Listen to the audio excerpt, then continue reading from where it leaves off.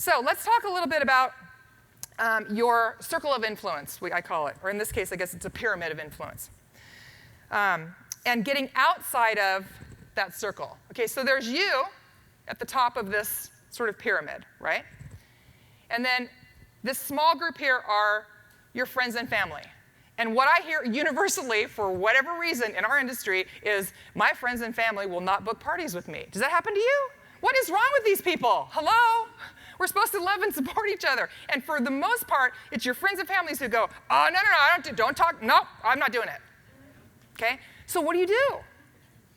Well, you get outside of that into everybody else, right? So there's you, there's your friends and family, and there's everybody else. There's this circle of influence that is casual acquaintances that you might not have even thought about. So when I started my business, we had just moved to Walla Walla, Washington, Eastern Washington, small town. I knew one person, my sister-in-law, and I kid you not, when I called her, before I even got the words out of my mouth, she said, I'm not doing those parties for you, and leave my friends alone too. And she was the only person I knew in town, besides my husband, and he wasn't doing a party for me. So, and it was summer, school hadn't started yet, so I started thinking, okay, there must be some people I know, and I had, at the time, acrylic nails, just like everyone else in the late 90s, right? And I had a manicurist, and I thought, well, she must know at least 20 women, because she's got a pretty full clientele. And so I went to her and I said, hey, I need your help. Write that down. I need your help. Because especially women, we have a nurturing nature, most of us, right? We want to help. Someone says, I need your help. What can I do for you?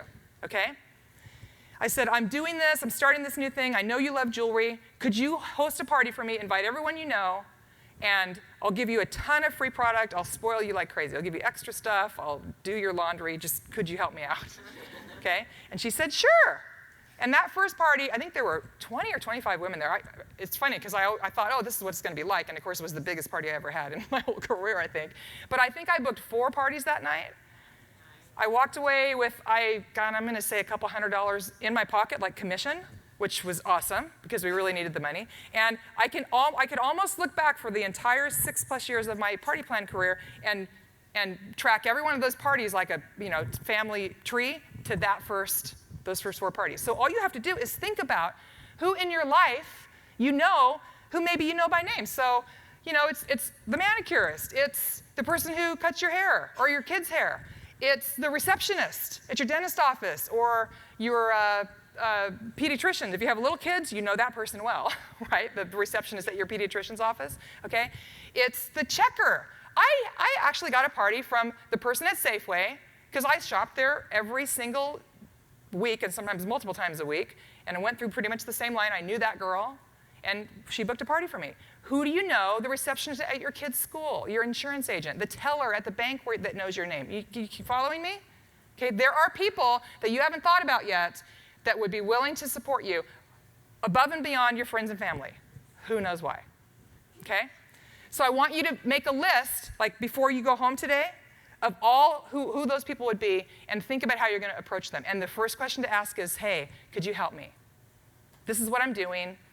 I don't know what happened. My friends and family seem to have forgotten my name, and I need somebody with other friends and family who will support me. And the nice thing about that is now you're getting into their circle of influences, right? And they don't know you. And so these are people you haven't met yet, and they have people that you haven't met yet, and it just balloons, okay? Does that feel good to you? Yeah? Yes? Oh, okay, thank you. And can you do this? Yes. It's easy, right? Yes. Absolutely. Is it easier than getting on the phone and calling your mother-in-law for the 3rd time and begging? Yes. Way. Yes. Okay? So start here. Now, obviously, there is a component to getting on the phone. I wish I could tell you never have to get on the phone, but that's a lie. You do sometimes in this industry. I still have to do it, and I don't love it either. Okay?